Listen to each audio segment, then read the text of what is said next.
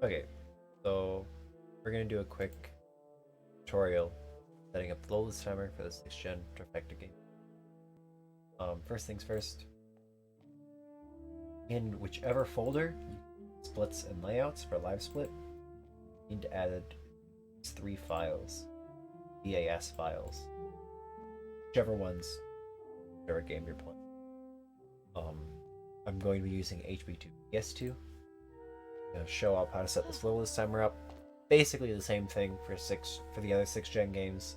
You just have to spend a lot more time going in and out of loading screen. Yeah, you just want these in the same folder that you have your splits in. Then, in OBS, we want to start our virtual camera, and in live split,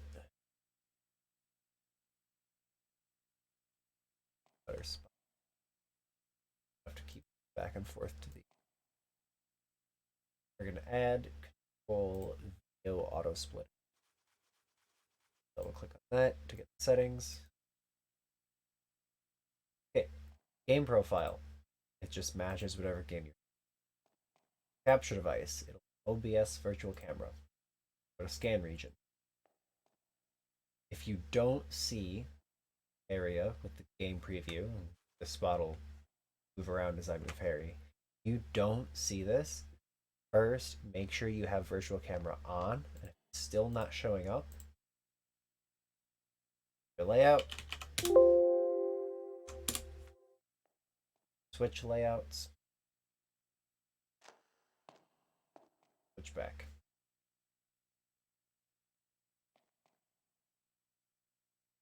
And that should get it to show up. You might have to do that a couple of times. HP3 in particular, it has a hard time setting up. Okay, now we're gonna set up our game. You're gonna have to mess around with the game feed a bit in order to get this to work.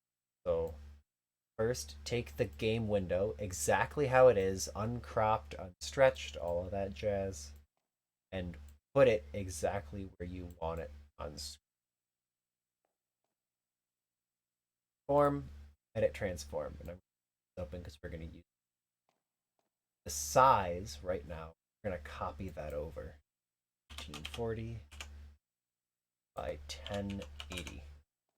That should be the correct size of our live split. Now we need to crop the game. We want to get as close as we can to the actual borders of it. So just hold Alt, yes, crop. A lot of SD capture cards have this, I guess, issue where they have black borders. Okay. Small borders are fine because we're gonna have to fine tune this anyways. However precise you want to get with it. Now in edit transform, this position will have changed. Don't want to copy over the size. We do want to copy over 513. Now we're going to have this yellow box covering the game pretty well. Now we get to start fine-tuning it to get to work with the load list. So I'm going to quit game.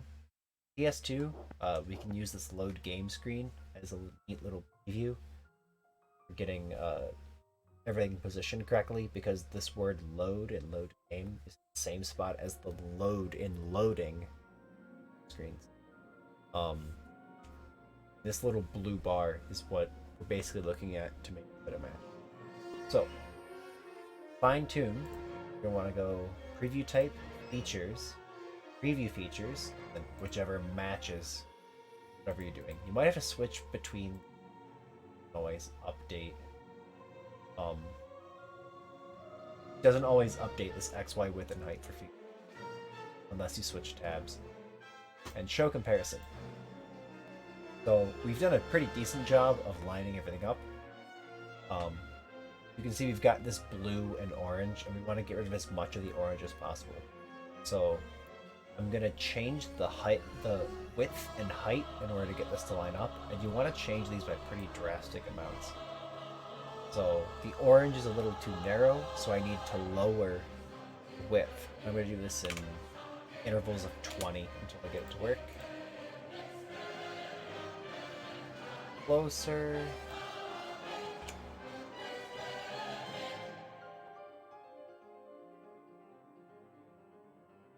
Then I'm just going to physically move the game.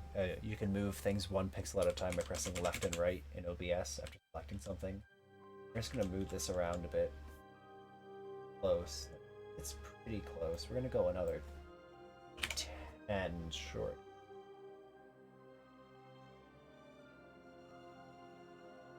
Okay, that's lining up pretty well.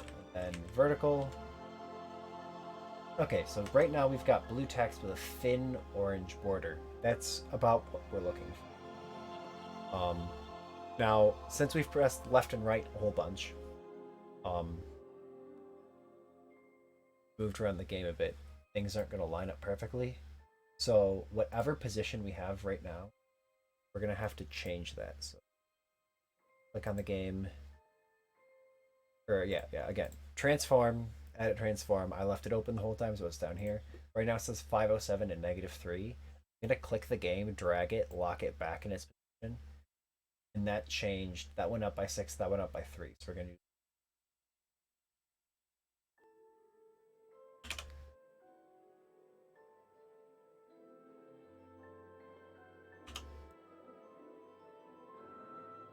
blind it back up. Now we're going to go into the loading screen. And again, this is a little tricky on the other 6th gen games just because you don't have this little load game icon up here. Okay. So, what we're looking for is for this to be always over 12 during loading screens. The closer you can get to 14 or 15, the better. Doesn't work too well on PS2 because these two loading screens are slightly different in the background. But it's a little easier to work with on the Xbox game. So we were sitting at right around 12, but we weren't consistently over 12. So we need to line it up a bit better, and it might just be as simple as I think we have to change the height here. Make that probably 20 short. 1, 2, 3, 4, 5, 4 pixels.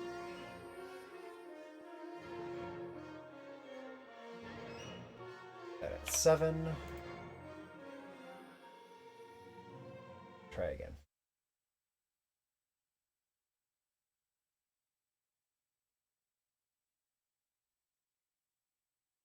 And then I'm just going to start the timer. Loadless timer isn't moving. We're staying above 12 very consistently. If it momentarily drops down to 11, that's fine. We just want to test it on a loading screen too to make sure that it's not moving. Once this loading screen is over,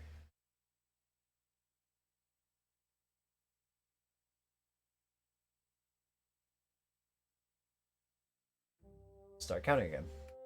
Perfect. One more loading screen.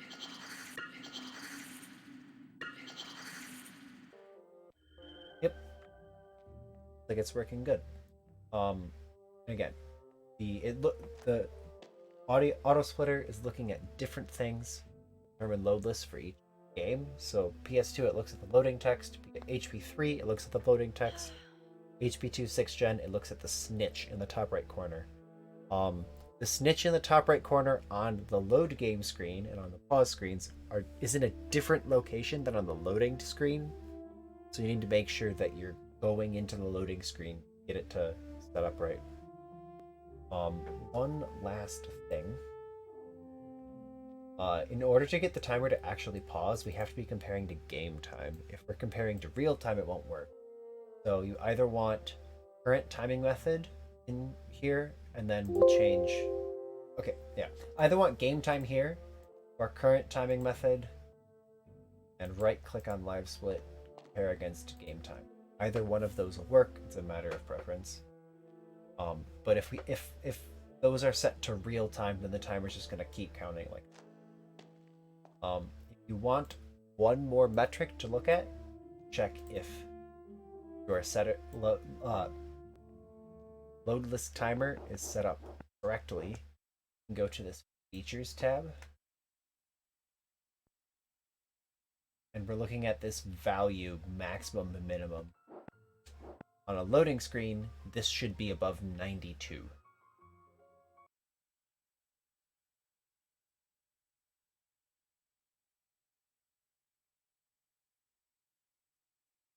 Got about 93, 94. That's good. That's plenty enough. Drop down to 92. There we go. That's